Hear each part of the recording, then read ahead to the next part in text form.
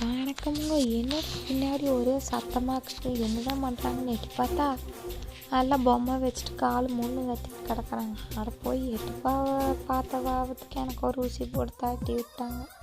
அப்புறம் என்னையும் மேரன்ற உள்ள அம்மா நீயும் விளையாடுனால நானும் கொஞ்ச நேரம் அவங்க கூட சேர்ந்து விளையாடிட்டு இதெல்லாம் சின்ன வயசில் விளையாண்டது அப்படின்ட்டு சரி வாங்க எல்லாம் கோயிலுக்கு போகலாம், இங்கே வெயில் அடிக்குது, அங்கே போய் நிழலுக்குது உட்காந்துக்கலாம் அப்படின்னு சொல்லி போட்டு பசங்களுக்கு 2 கொடையை கொடுத்து கூட்டிகிட்டு போனேன்.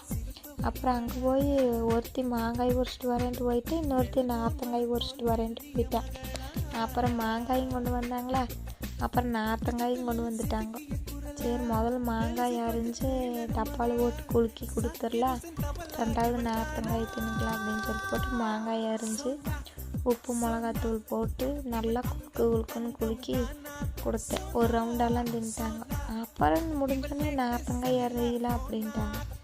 அப்புறம் நார்த்தங்காயும் அரிஞ்சு உப்பு மிளகாத்தூள் போட்டு கொடுத்தா தின்னாங்க. இதுக்கு மேலே இதையும் கூட சுற்றிட்டு இருந்தால் நம்மளுக்கு நேரமாயிட்டு போயிரு, சாயங்காலம் என்ன சோறு ஆக்குறது, அப்புறம் வந்தால் நம்மளுக்கு தான் மிதி உழுகு அப்படின்ட்டு சோறு ஆக்கிறதுக்கு வீடு கிளம்பி போயாச்சு. அப்புறம் அங்கே போய் சிக்கன் எடுத்து வந்திருந்தாங்களா, சரி அதையவே ஆட்டி குழம்பு வச்சுக்கலாம் அப்படின்ட்டு சிக்கனுக்கு தான் வேக வச்சுட்டு போட்டு வெங்காயம் மிளகாயெல்லாம் வதக்கி எடுத்துகிட்டு வரலான்ட்டு வெங்காயெல்லாம் வதக்கிட்டு அப்புறம் போய் ஆட்டி எடுத்து வந்து அப்புறம் தாளிச்சுட்டு கொதிக்க வச்சு எடுத்து வச்சிட்டேன்.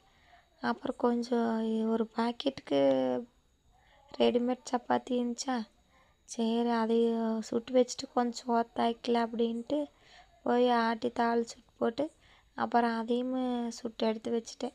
அதை அப்போதைக்கு சூடாக சாப்பிட்டா தான் நல்லாயிருக்கு, இல்லைன்னா இனிப்படிச்சு போகுது. நம்மளுக்கு அந்த கேரகம் பிடிக்கிறதே இல்லை, அது கம்மன் மாவு வாங்கி பிசைஞ்சதுன்னு இருக்கலாம்.